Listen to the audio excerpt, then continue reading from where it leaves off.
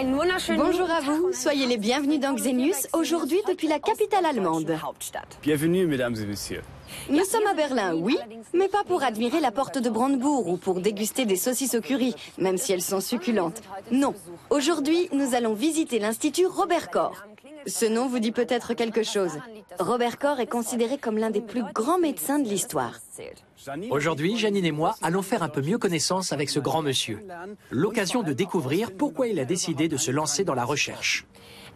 Mais ce n'est pas seulement l'homme qui nous intéresse. Il y a également la maladie à laquelle il a consacré ses recherches, la tuberculose.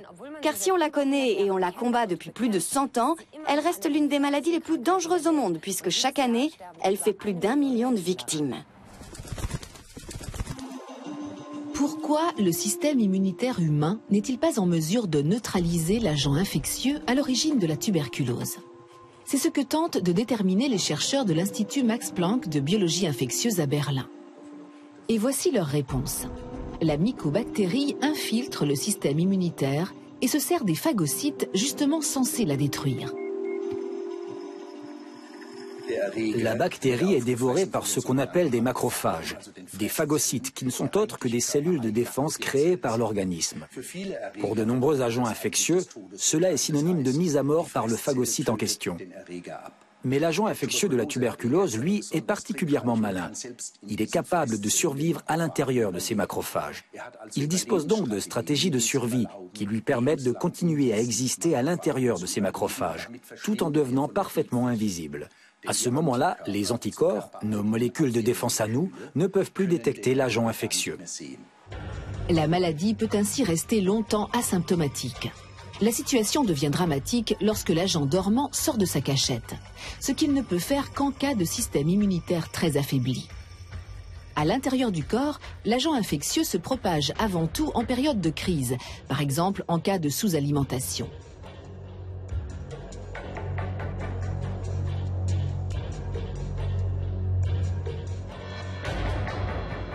En Allemagne, dès la fin des années 30, on met en place un dépistage précoce de la tuberculose et on développe de nouveaux traitements. La solution miracle de l'époque, les antibiotiques. Entre 1947 et 1970, différentes versions débarquent sur le marché. On peut enfin soigner la tuberculose, à condition que le patient prenne régulièrement la bonne combinaison de médicaments. Mais les spécialistes savent bien que les thérapies disponibles ne suffisent pas pour lutter contre la tuberculose à l'échelle planétaire. Voici les nouvelles d'Azerbaïdjan. Le centre de recherche Borstel, près de Hambourg. Ce laboratoire supranational est spécialisé dans le diagnostic de la tuberculose et dispose des méthodes les plus modernes. Le centre Borstel jouit d'une excellente réputation, y compris auprès de l'OMS. Ici, les chercheurs du centre savent que malgré les apparences, la tuberculose est loin d'avoir été éradiquée en Europe occidentale et que le manque de vigilance des nations industrialisées est précisément ce qui rend cette maladie si dangereuse.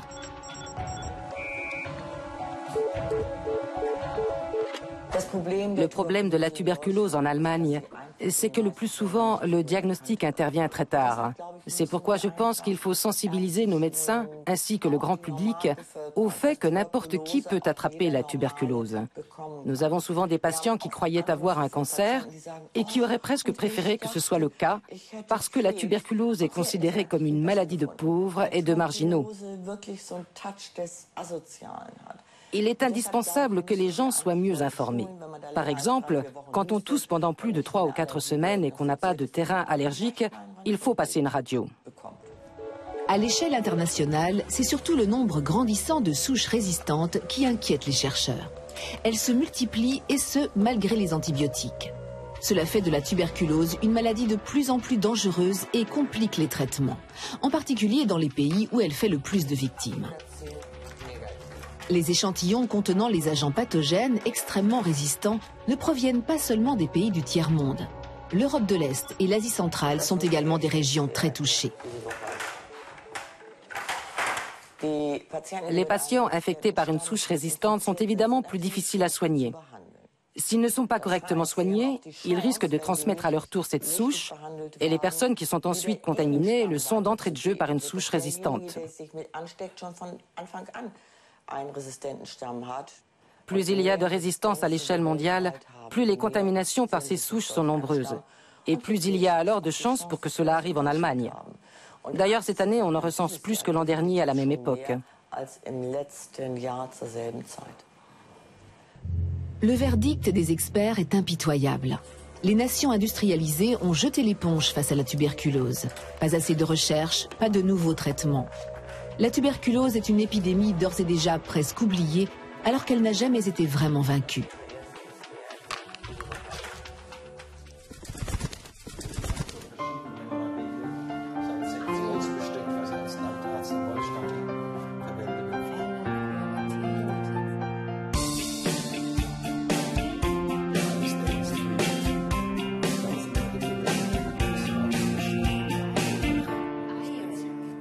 Laissez-moi vous montrer le secrétaire, le microscope, ainsi que les recherches de Robert Koch.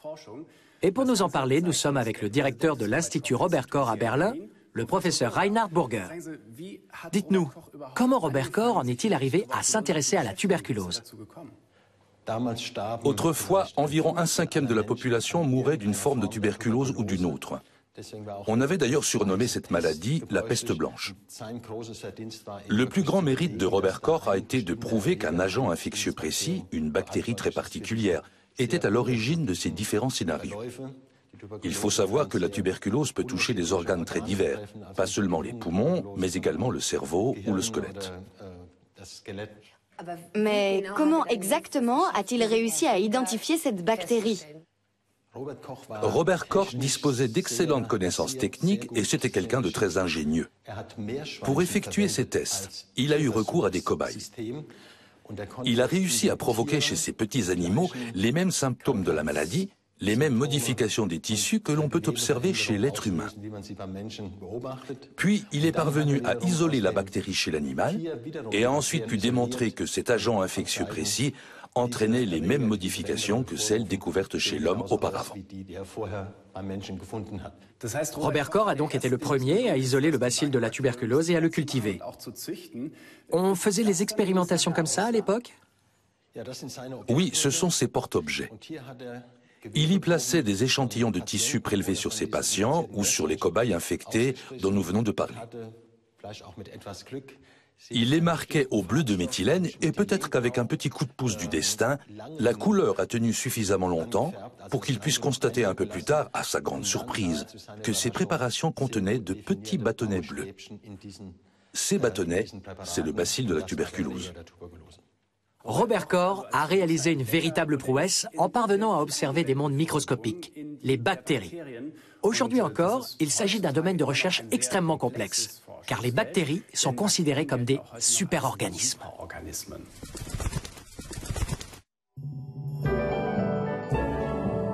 Trois choses à savoir sur les bactéries. L'organisme le plus fort au monde est la bactérie de la gonorrhée. En guise de comparaison, un éléphant est capable de tracter environ la moitié de son propre poids. Une fourmi, 40 fois son propre poids. Aussi incroyable que cela paraisse, la bactérie de la gonorrhée, elle, peut tracter 100 000 fois son propre poids. Cette force herculéenne, elle la développe au moyen d'appendices filamenteux appelés pili. Son astuce ?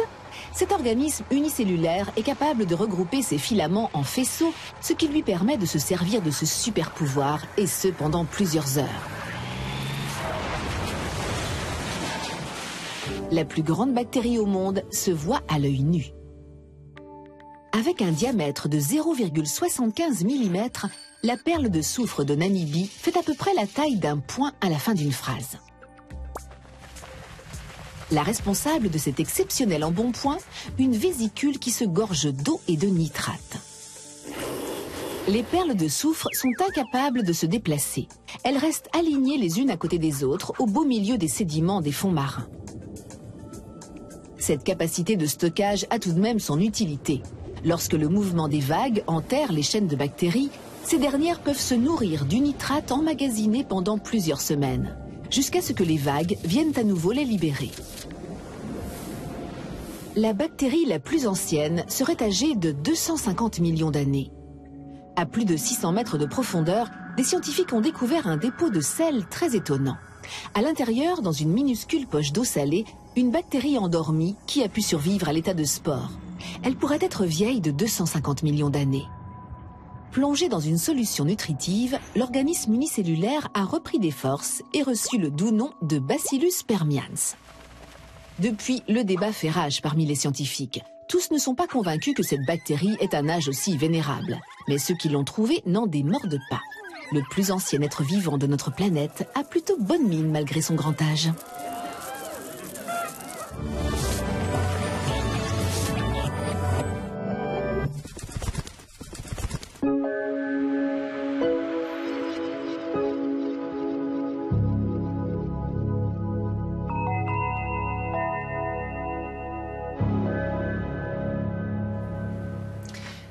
Vous le voyez, on dirait bien que mon collègue Adrian envisage de se faire embaucher à l'Institut Robert Koch. Il maîtrise même déjà l'utilisation du microscope à fluorescence. Une conquête technique que Robert Koch aurait probablement applaudi. Cet instrument permet entre autres d'observer les bactéries dans leurs moindres détails. Ce que je peux déjà dire en tant qu'expert, c'est que ces bactéries ne sont plus dangereuses. J'imagine que s'il s'agissait du bacille de la tuberculose, on ne nous laisserait pas jouer avec. Ce ne serait pas très responsable. C'est vrai. Il faut dire qu'aujourd'hui, on sait à quel point il est dangereux. Les chiffres parlent d'eux-mêmes. 1/3 de la population mondiale est infectée par le bacille de la tuberculose. En revanche, la maladie ne se déclare que dans 5 à 10% des cas. En 2008, en Allemagne, on recensait environ 4500 nouveaux cas par an. En France, près de 6000. Et lorsque la maladie se déclare, la seule solution, c'est d'intégrer un établissement spécialisé. En Allemagne, il en existe 2. Et vous allez le voir, soigner des personnes atteintes de tuberculose, ce n'est pas ce qu'il y a de plus simple.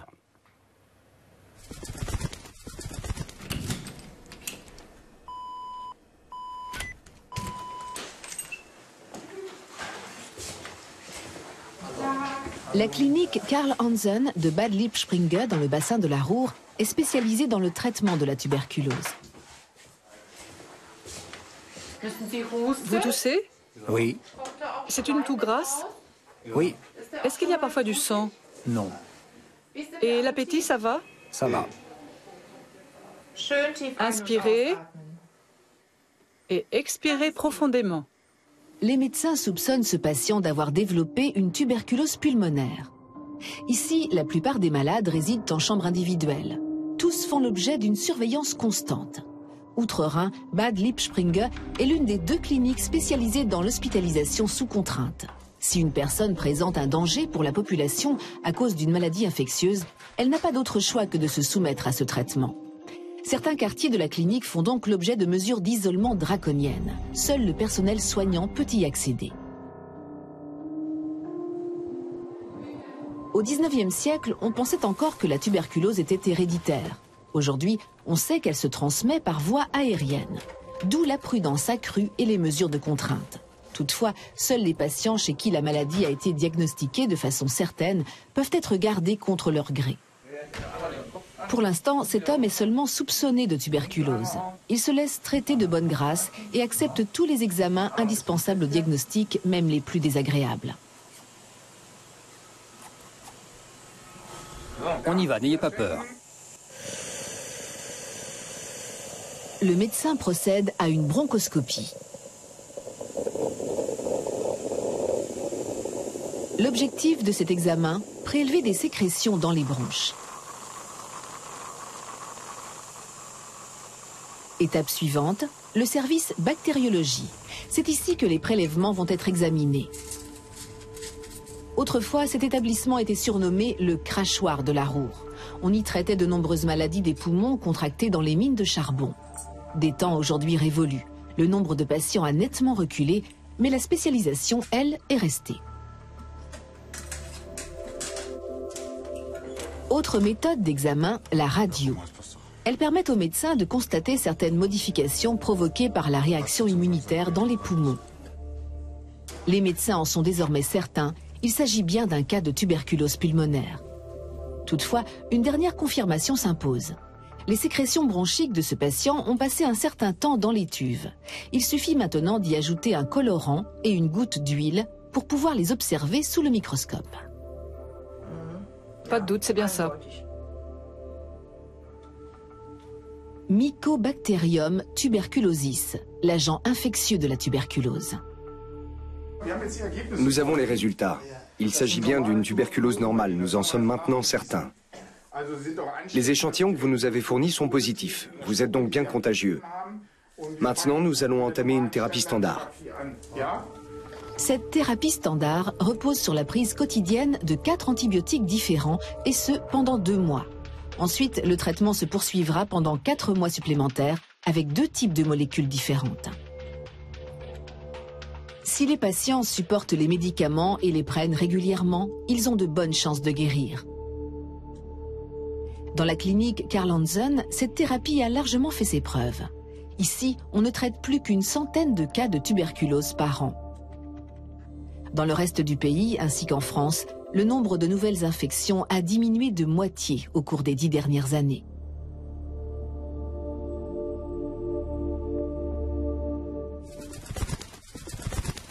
Le professeur Burger nous fait visiter l'Institut et nous voici dans un laboratoire.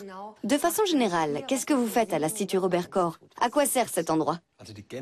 Eh bien, la fonction générale de l'Institut, c'est la lutte et la prévention des maladies, en particulier des maladies infectieuses, si on se réfère à Robert Koch qui a donné son nom à l'Institut.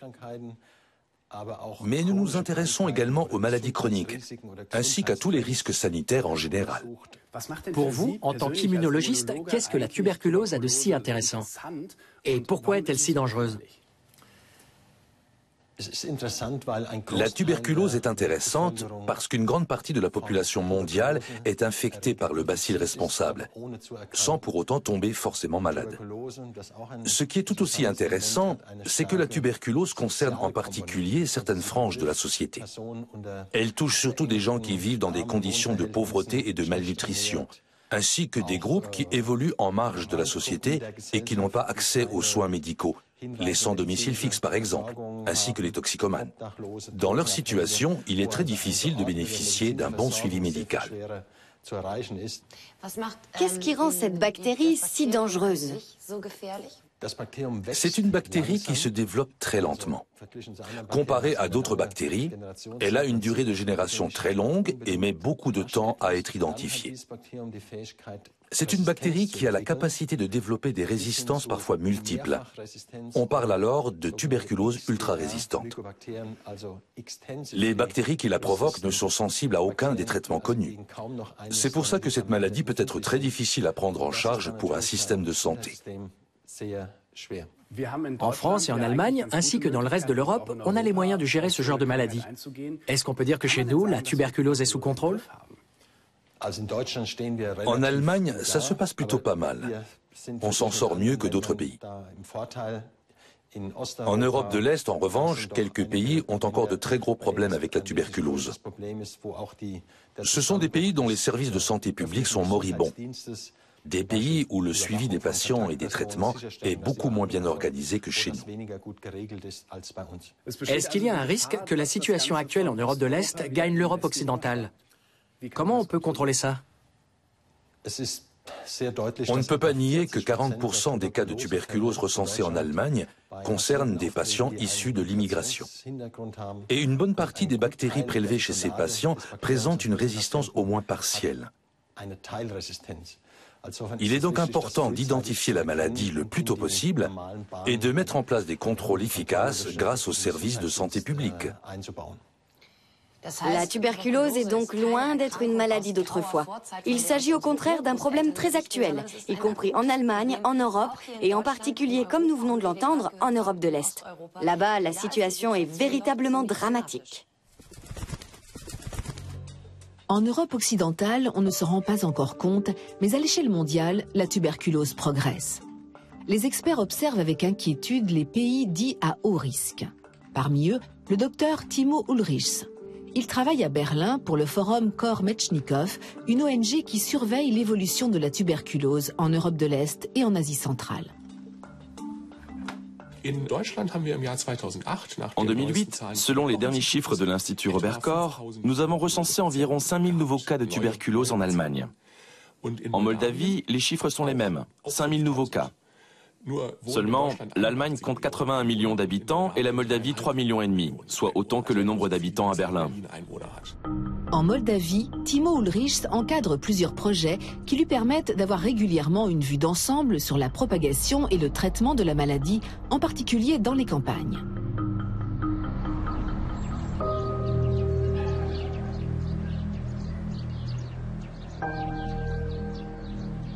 Ce dispensaire se trouve dans un village non loin de Kalarash. Ici, le manque de moyens se fait cruellement sentir.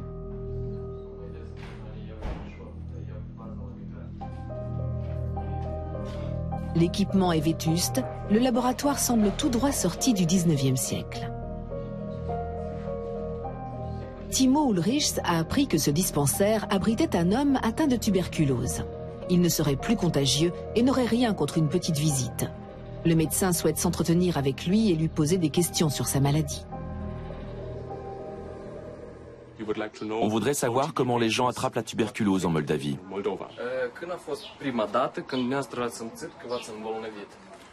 Moi, je l'ai attrapé le 19 octobre 2002.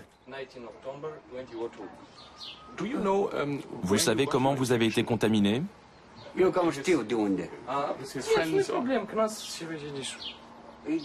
C'est mon cousin qui m'a contaminé. Une fois le diagnostic établi, sa femme et ses enfants ont à leur tour été examinés. Mais étonnamment, les tests se sont avérés négatifs. Dans les logements exigus, les maladies se transmettent pourtant vite, surtout l'hiver, lorsque les familles s'entassent dans une ou deux pièces pour faire des économies de chauffage.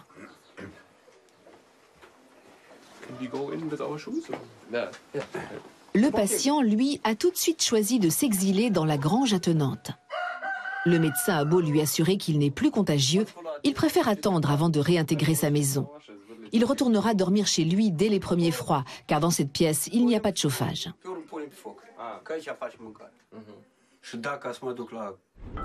Prochaine étape du voyage, Belz, à 130 km au nord de la capitale, Chisinau. Un visa n'étant pas nécessaire, de nombreux Moldaves traversent la frontière pour travailler en Ukraine ou en Russie. Ils optent également volontiers pour l'Italie ou l'Espagne, le plus souvent dans la clandestinité. Cet hôpital de Belz est spécialisé dans le traitement de la tuberculose. Dans cette région, le sida fait également des ravages. Ici, on soigne actuellement 17 patients atteints du sida et de la tuberculose. Les médecins sont de plus en plus souvent confrontés à des souches de tuberculose résistantes, voire multirésistantes. Cet homme a travaillé dans une ville russe. Lorsqu'il a commencé à développer la toux caractéristique de la maladie, il a été renvoyé à Belz. La tuberculose est donc un problème qui se déplace. Avec les résistances et le VIH, difficile de soigner correctement les patients. Car en cas de système immunitaire défaillant, le risque de contracter la tuberculose augmente. Si le patient n'est pas pris en charge à temps, il faut une bonne dose de chance pour espérer s'en sortir. Lui aussi a travaillé en tant que mineur en Russie dans des conditions déplorables. Lorsqu'il s'est mis à cracher du sang, il a dû rentrer au pays. Aujourd'hui, il ne lui reste qu'à espérer que le traitement fonctionne.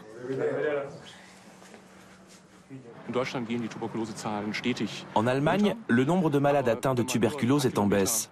Mais il suffit de faire quelques kilomètres vers l'Est pour retrouver la situation que nous avions en Allemagne il y a plus d'un siècle. Pas seulement pendant la Deuxième Guerre, mais également à l'époque du Deuxième Reich. Lorsqu'on demande à un Moldave quelle est la maladie la plus grave dans son pays, il vous répond du tac au tac, la tuberculose. Selon l'OMS, dans le monde, plus d'1,5 million de personnes meurent chaque année de la tuberculose. Cela fait d'elle l'une des maladies infectieuses les plus mortelles.